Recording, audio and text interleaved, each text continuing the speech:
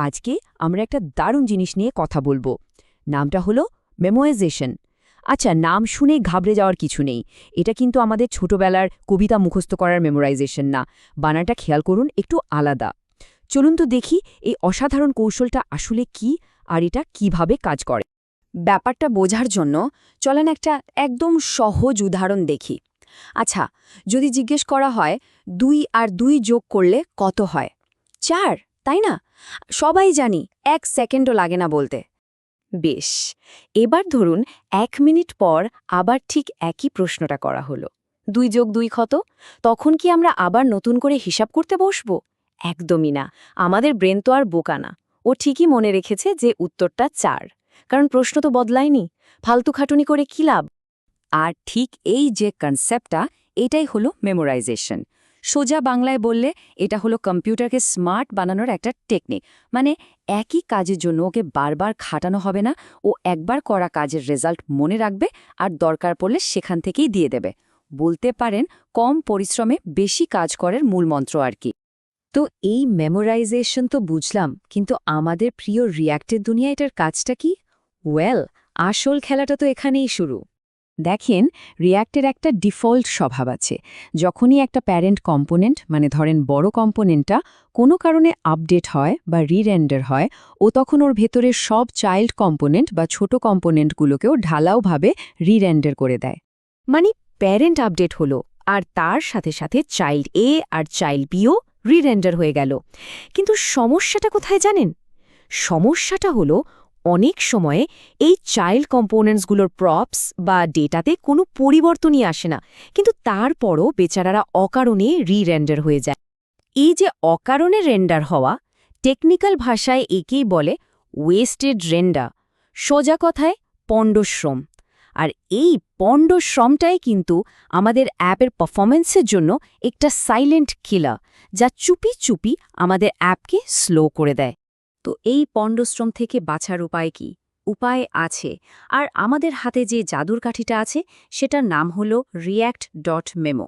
যখনই আমরা কোনো কম্পোনেন্টকে এই মেমো দিয়ে র্যাপ করে দেই বা মুড়িয়ে দেই, রিয়্যাক্ট তখন আর বোকার মতো কাজ করে না, ও তখন খুব স্মার্ট হয়ে যায়। রিরেন্ডার করার আগে ও একবার চেক করে নেয়, ১ মিনিট, গতবার যে প্রপস এসেছিল এবার এটার সাথে কি তার কোনো পার্থক্য আছে? আর যদি দেখে যে আরে প্রপস তো একদম সেম টু সেম, তাহলে ও আর খামোখা রি-রেন্ডার করার ঝামেলায় যায় না। আগেরবার যা দেখিয়েছিল সেটাই আবার দেখিয়ে দেয়। ব্যাস, হয়ে গেল। আর এর ফল কি? ফল হলো আমাদের অ্যাপের পারফরমেন্স এক ধাক্কায় বেড়ে যায়, অহেতুক রেন্ডারিং বন্ধ, আর অ্যাপের স্পিড একদম রকেটের মতো। কিন্তু একটা কিন্তু আছে। মেমো ব্যবহার করার আগে একটা খুব কমন ভুল ধারণা ভাঙা দরকার। কারণ এটা ঠিকমতো না বুঝলে লাভের চেয়ে ক্ষতিই কিন্তু বেশি হয়ে যেতে পারে। অনেকে মনে করেন মেমো ব্যবহার করা মানেই হলো একটা কম্পোনেন্টকে একদম ফ্রিজ করে দেওয়া, মানে ওটার কখনোই রি-রেন্ডার হবে না। আসলেই কি তাই? উত্তরটা হলো একটা বড় না। এটা একটা বিরাট ভুল ধারণা, আর এটা এখনই পরিষ্কার করে নেওয়াটা খুব জরুরি। দেখেন, আসল ব্যাপারটা হলো মেমো শুধুমাত্র প্রপসের চেঞ্জের দিকে খেয়াল রাখে, ও শুধু প্রপসের দারোয়ান।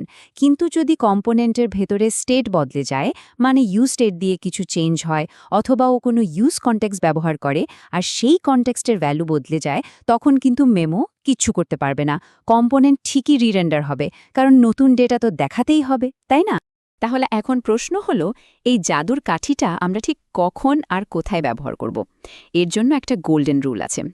ব্যাপারটা এভাবে ভাবা যায়, ডাক্তার কি সব অসুখেই অ্যান্টিবায়োটিক দেয়? না তো। ঠিক তেমনি মেমো সব কম্পোনেন্টে ব্যবহার করার জিনিস না। এটা একটা স্পেশাল ওষুধ যা শুধু নির্দিষ্ট রোগের জন্য, মানে নির্দিষ্ট সমস্যার জন্য বুঝে শুনে ব্যবহার করতে হয়। তাহলে কখন ব্যবহার করা উচিত?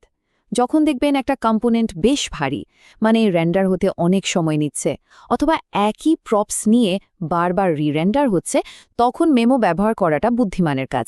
আর কখন করা উচিত না?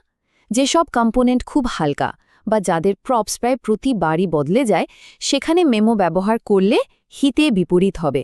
কারণ প্রপস চেক করার যে বাড়তি কাজটা, সেটাই তখন অ্যাপকে আরও একটু স্লো করে দেয়।